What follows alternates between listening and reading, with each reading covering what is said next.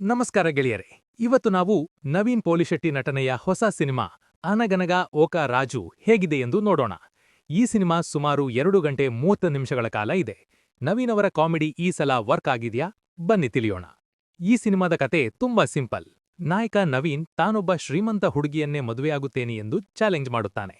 ಅದರಂತೆ ತುಂಬಾ ಶ್ರೀಮಂತಳಾದ ಚಾರುಲತಾ ಪ್ರೀತಿ ಗಳಿಸಲು ಪ್ಲಾನ್ ಮಾಡುತ್ತಾನೆ. ಮುಂದೆ ಏನಾಗುತ್ತದೆ, ಆಕೆ ಪ್ರೀತಿ ಮಾಡುತ್ತಾಳಾ ಎಂಬುದೇ ಸಿನಿಮಾದ ಕತೆ.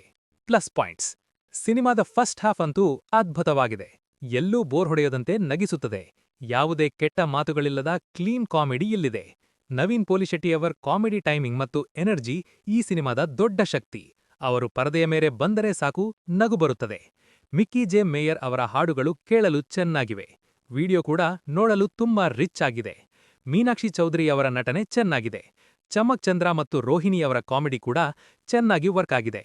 ಮೈನಸ್ ಪಾಯಿಂಟ್ಸ್: ಕಥೆ ನಮಗೆ ಮೊದಲೇ ಗೊತ್ತಿರುವ ಹಾಗೆ ಇರುತ್ತದೆ. ಮುಂದೆ ಏನಾಗುತ್ತದೆ ಎಂದು ಸುಲಭವಾಗಿ ಗೆಸ್ ಮಾಡಬಹುದು.